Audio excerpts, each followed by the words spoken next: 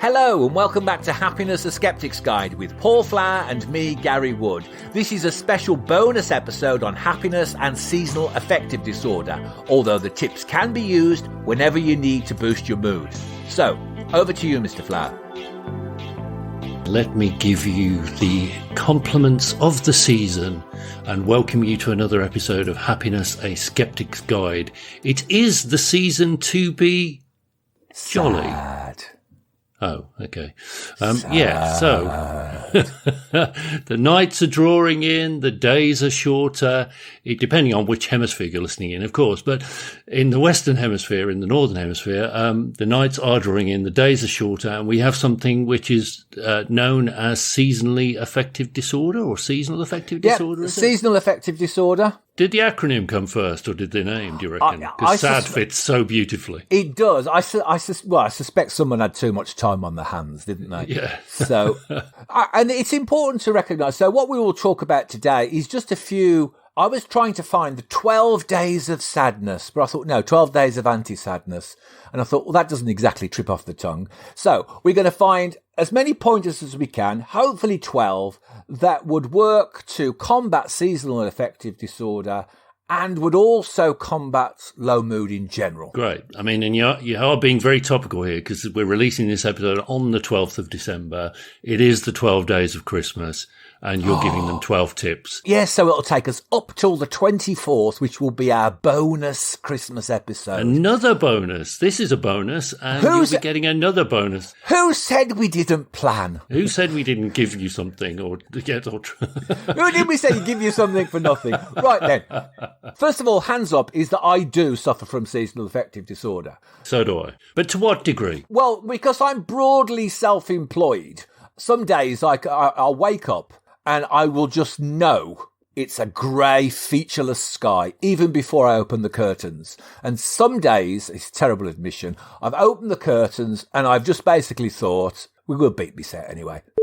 I've closed the curtains and I've gone back to bed and just read all day. That's it. Wow. So I've used quite a few strategies to get me through it. And everybody who knows me knows it comes basically start of October and I start getting a bit more tetchy than normal. And that must be very tetchy indeed. So Lord knows what it does to you. I was going to say, you're meant to be the happiness guru. And if you're suffering with SAD, then we're all screwed. You got no chance between October and February. I'm telling you, it's all downhill from here.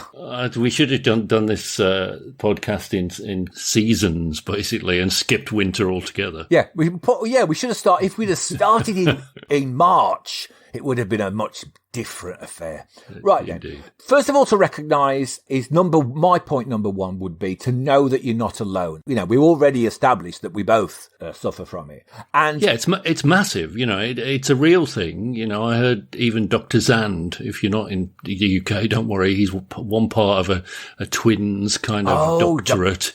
And he was on This Morning talking about it a couple of weeks ago. So, you know, if people are getting on daytime television shows talking about this, then you know it's something that affects a lot of people. You're not alone.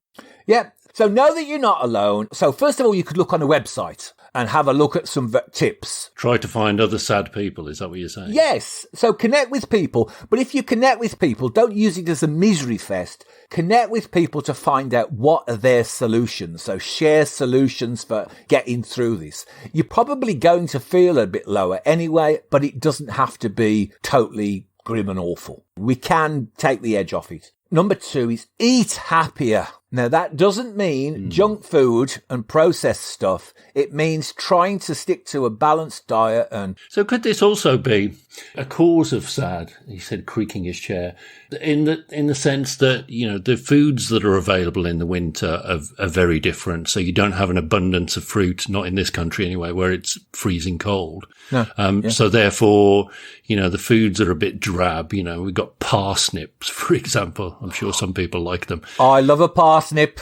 And, you know, so is that an issue? You know, you're looking for seasonal foods, but seasonal foods are a bit dull. You put honey on my parsnip, I'm a happy man. Yes, balance. Balanced diets. So, well, there's a good point. You think about in the winter months, we probably need a little bit more blubber to insulate us a bit. Yeah, with the prices of gas, we definitely do. People tend to lose weight in the summer. We don't eat so much because we're all picking at salads and drinking iced water and iced tea and stuff. The phrase we used to use as a kid, you want something to stick to your ribs. So, good thick porridge. But porridge is a good thing as long as you don't ladle it with, sugar. But try and balance the diet. So recognise that you're going to be drawn to the heavier foods, but they're not exactly the mood elevating foods. Yeah. So that's number 3. Try and fast a bit before Christmas because you're certainly going to fill yourself over the Christmas period. I go on a diet from about the 12th of December to lose weight. Just to make room. No, well, to lose the weight I know I'm going to put on over Christmas. Well planned, you say, yeah. Very well done. Physical exercise. So it doesn't have to be, you don't have to have your leotard out and you start leaping around the streets. Or wear the indecent cycling shorts. Heaven forbid. I have nightmares. Just go for a brisk walk. I've got a pair of those, but I have to say in this weather, they're not showing very much. Whee! Right then.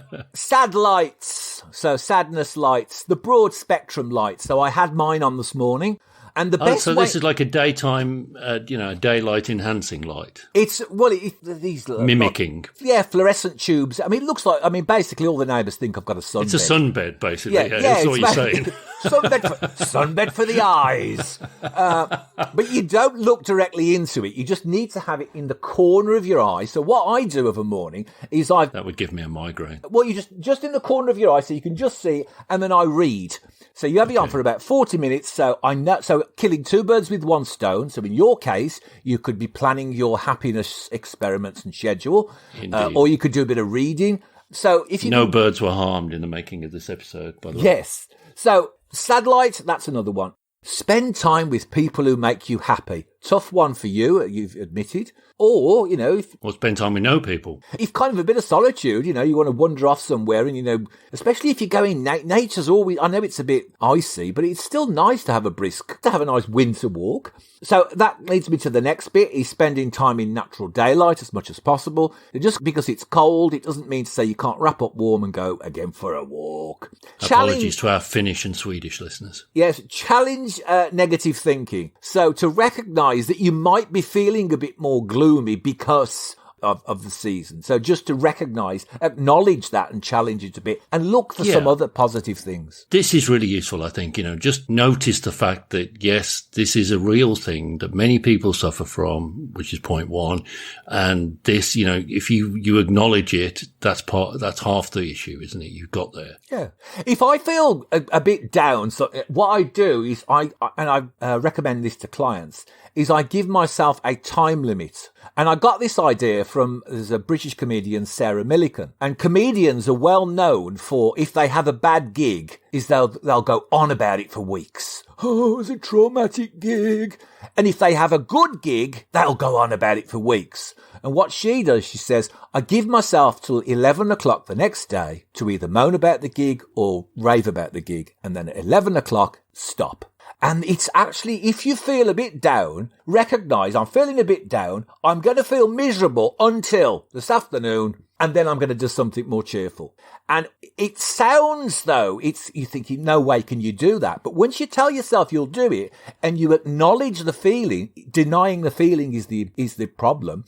Once you acknowledge the feeling, give it some attention and you can move on much quicker. You don't have to wallow in it for days. Okay, that's a good one. Was that number 8 or 9? I think that was 7. Cbt... yeah, I know, it is dragging. I thought to myself we'd get through this in 12 minutes and we'd be like 12, 12, 12, 12. We hit the button, no. Well, never mind. Maybe in the edit. It'll be me going...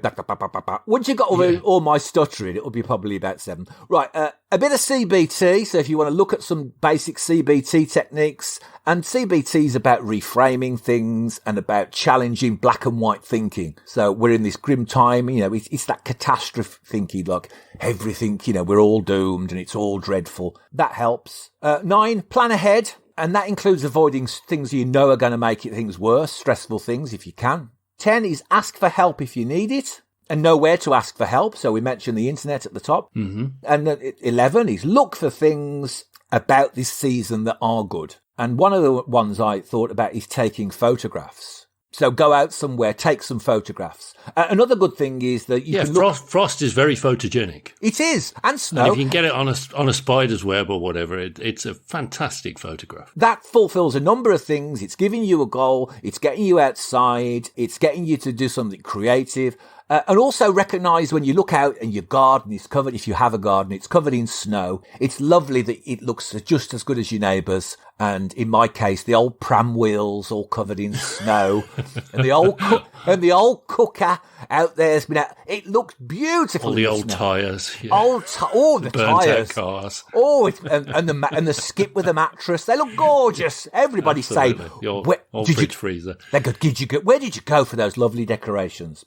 And then I suppose I couldn't think of a 12. Oh yeah, and also with the photographs. You promised 12, so the better be one. Well, do something with them, the photographs. So, you could print them off. Post them on Facebook? Oh, no, you got to... faff around something with them physical, a bit, make a card out of them, print them off, do something with them. The card thing's a good idea. Yeah, I like that. Yeah, so... You need Christmas cards this time of year. Because you'll have forgotten. And your Uncle Bob's going to send you a Christmas card and you won't have one to send back. So you guess, there's one of a spider's web I made. And there's a website, the name of which I cannot now recall, but you can upload photographs to be made into postcards. So that could solve the job, basically, solve the issue. I did that with my parents over the lockdown because they were a bit bored. So I got them to take lots of boring photographs, and then we made them into really boring postcards, and we sent them to people. Excellent. Greetings from Boringsville kind of thing. I hear you. Number 12, all I can think about is supplement. So take something like a vitamin D supplement. I've got a few supplements I take, but they would not be recommendations. Okay. I take vitamin D, I take a probiotic, and I take something called 5-HTP, which is an amino acid. I've never heard of that one. It's on the serotonin chain. Okay. So it's 5-hydroxytryptophan. And I think then there's tryptophan, then there's serotonin. And if it's going to work for you, it'll work very quickly. Don't take this as medical advice. No. It does actually work, so you need to check it out for yourself to see if it would work for you. He is a doctor, but not that kind of doctor. Yeah, I'm not that kind of doctor, cough. No contraindications, that kind of thing. But look at some supplements. Sure. Okay. I also take vitamin D, and I think vitamin D has been proven to be good against preventing COVID as well. So it's extra timely in that sense, being we've got a raging pandemic going on. Rather than a COVID prevention, it tends to help with upper respiratory problems. So what they found is that in the research is that people had real bad respiratory infections also had a vitamin D deficiency. So there's a link. Okay. So the idea is if you boost the vitamin D, it could help you. But it can help. It's not going to harm you, is it? That's the point. So unless you have massive amounts. So you don't have to have 60 million units. Just look on the back of the vitamin D 5,000% of your recommended daily allowance. Don't go for, if you, a therapy. Fish oils are good as well. And, vitamin C, if you're struggling with colds, which you can get naturally from foods anyway, which comes back to the earlier point about good food. So just to say, none of these are personal things a recommendation. They're based on personal. But if a little supplement, I wouldn't advocate taking dozens of supplements, but if a little supplement, gives you that little bit of boost and there is some evidence, then go for it. And that's it. Do you want to count back the 12 or not? Oh, do we have to? No. Right. You've thrown them to one side. You screwed them up, thrown them away. So, no, you're not alone.